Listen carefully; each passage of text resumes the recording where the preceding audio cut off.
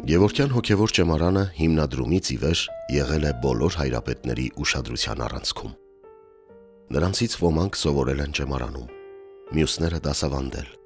բայց նրա ծաղկուն շրջանը սկսվել է ամենայն հայոց Վազգեն առաջին կաթողիկոսի օրոք։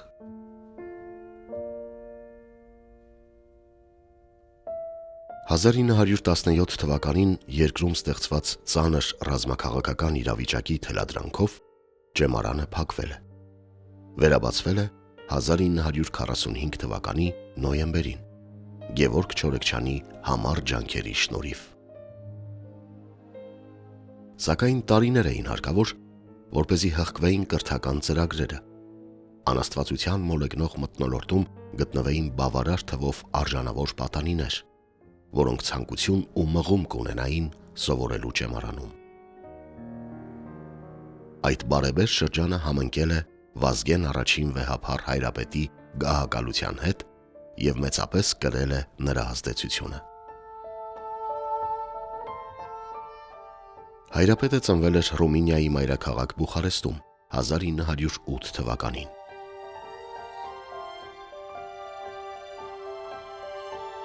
Մինչև լուսավորչի աթոռի գահակալ ընտրվելը փայլուն կրթություն էր ստացել, մանկավարժությամբ էր զբաղվել։ Ապա կուսակրոն քահանա ձեռնադրվելով մտել էր հոգևոր եկեղեցական ասպարեզ։ 19-ամյա երիտասարդը Միսաքյան Քեսիմյան ազգային վարժարանում, որը գտնվում է Ռումինիայում,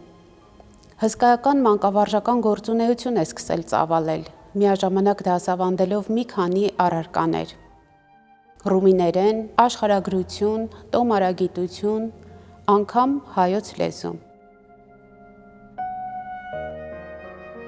Իր ամբողջ կրթության ընթացքում վեհափառ հայրապետը փորձել է հարազատ մնալ հայ հոգուն և կերպին։ Չնայած ուսանել է Ռումինիայի նշանավոր աստվածաբանական համալսարանում և նաև ստացել է բարձրագույն կրթություն մանկավարժական ոլորտում, այսուամենայնիվ մշտապես ճշմարիտ հայի տեսլական է եղել և ուղենշել է նրան ամբողջ կյանքի ընթացքում։ Նա արդեն հեղինակություն էր, չնայած իր երիտասարդ տարիքին, և իհարկե կրթվածության չափանիշ։ Այդ էր պատճառը, որ անմիջապես թեմական առաջնորդության համար դիտարկվեց հենց հատկապես Լևոն Կարապետ-Պալճյանի թեկնածությունը, որովհետև նա տիրապետում էր լեզուների, նա կարողանում էր գտնել կապեր, նա կարողանում էր հաստատել տարբեր կառույցների միջև հնարավոր համագործակցություններ,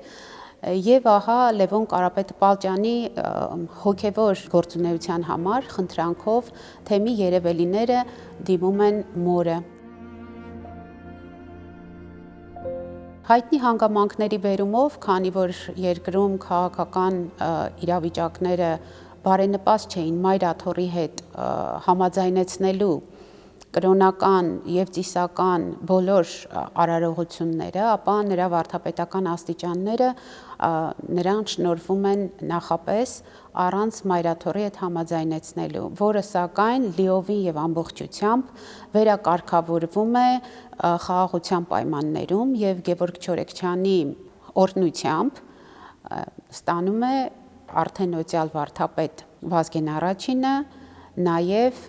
եպիսկոպոսի աստիճան։ Նա հայրենադարձության հետ կապված շատ կարևոր ձեռնարկումներով է հանդես գալիս,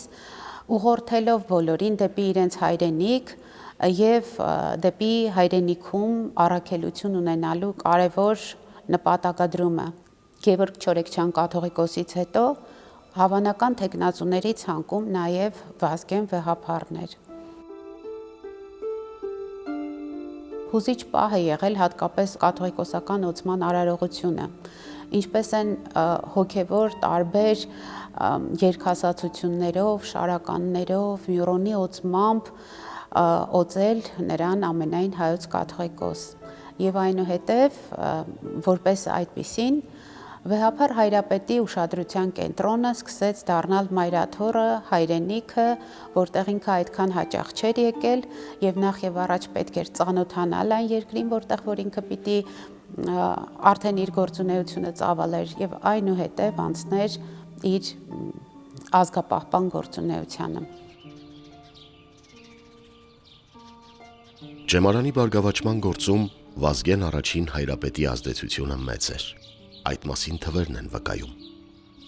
1945-ից 51 թվականներին Ջեմարանն ուներ 35 սան, որոնցից միայն 6-ն են կարողանում հաստատությունն ավարտել։ Վազգեն առաջինի կաթողիկոսական գործունեության առաջին տարիներին արդեն միայն Սփյուռքից Ջեմարանը 60 ուսանող է ընդունում։ Նորին Սուրբ Օծությունն ամեն ինչ անում է, որպեսզի Ջեմարանը դառնա Հայաստանն ու Սփյուռքը միավորող ամենագործուն կամուրջներից մեկը։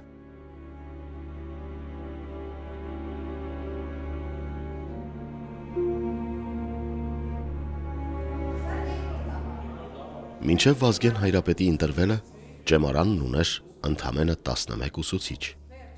Կրթական ծրագրերով նախատեսված 7 առարկա չէր դասավանդվում ուսուցիչների պակասի պատճառով։ 1957-ից 58 թվականներին վեհափառ հայրապետի հրավերով դասավանդողների թիվը կրկնապատկվում է։ Գալիս են փորձառու դասախոսներ Ազգային ակադեմիայից,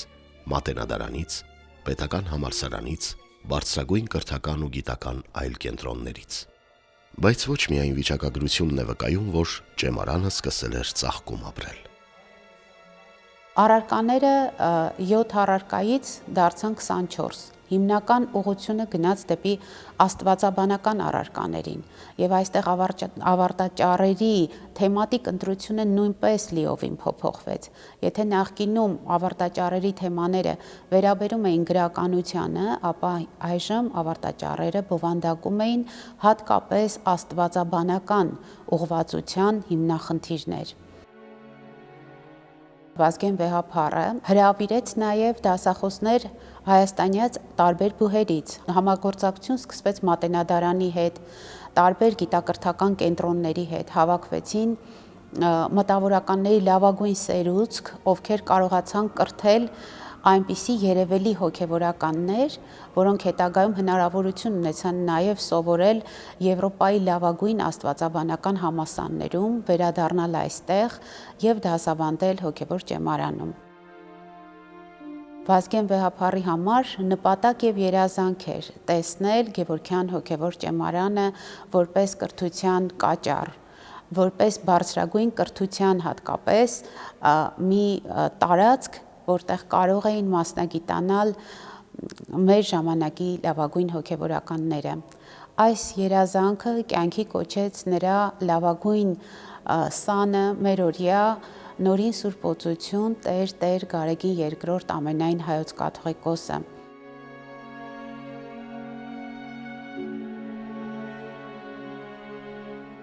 Ջեմարանականներին վեհափառ հայրապետը ասում էր. «Պիտի սիրեք այն սուրբ գործը, որը ձեզ բերած է այստեղ։ Անկեղծ եղեք, ձեզմե ով որ հոգիին մեջ չի զգար հոգևոր կոչման ձայնը, լավ է, որ այս ասպարեզեն երթա այլտեղ»։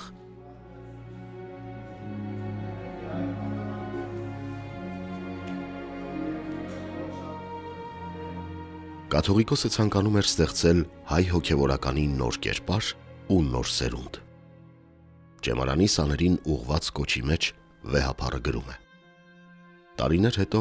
երբ դուք քարոզեք մեր ժողովրդին, ձեր մեկ ձեռքին պետք է ունենաք Հիսուսի ավետարանը, իսկ մյուս ձեռքին հայոց պատմության գիրքը։ Այս բոլորեն վերջ մենք կպահանջենք ձեզմե ճշմարիտ ժողովրդասիրություն և անկաշառ ու աննահանջ հայրենասիրություն»։ Այդպիսին հենց ինքն էր Վազգեն առաջին կաթողիկոսը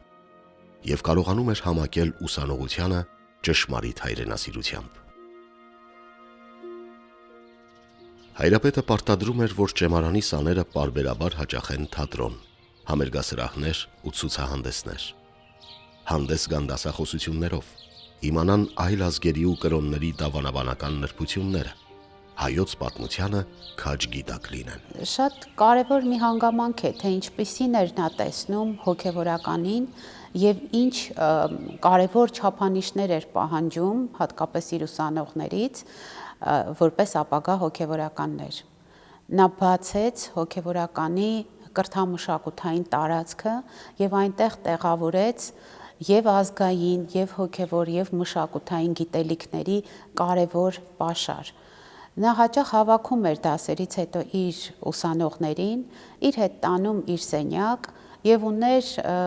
մի հսկական ձայնադարան, որտեղից միացնում էր Մոցարտ, Շոպեն, Բեթհովեն եւ խնդրում էր, որպեսզի անջատեն լույսերը, փակեն աչքերը եւ ուղղակի լսեն։ Նա սովորեցնում էր հոգեվորականներին լսել բարձրակարգ երաժշտություն։ Վազգեն Վեհափառը հատկապես կարևորում էր հայոց պատմության իմացությունը հոգեվորականների, որովհետև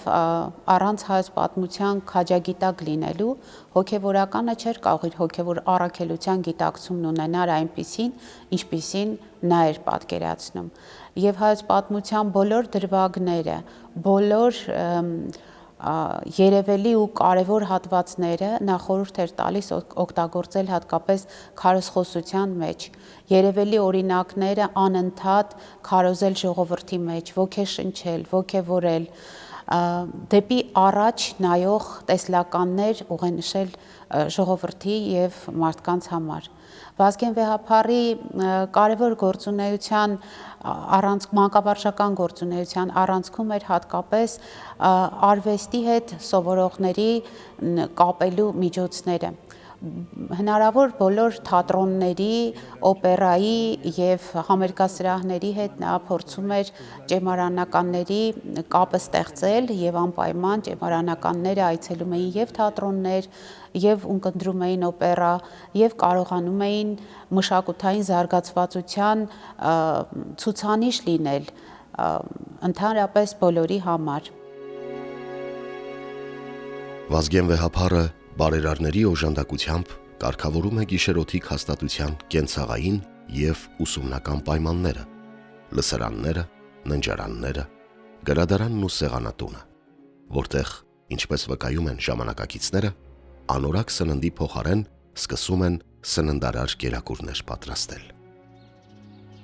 Այսօր Էջմիածնի մեջ նոր կյանք կծաղկի, գրում է Վազգեն Վեհափառը։ Հոգևոր ճեմարանը կենտրոնական տեղ մը կգրավե այդ կյանքին մեջ։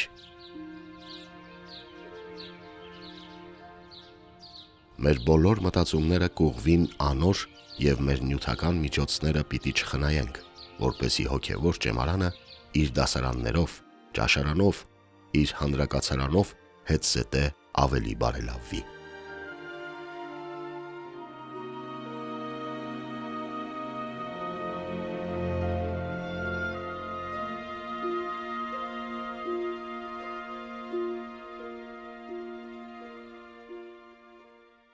Թեև ինքն էլ էր դասավանդում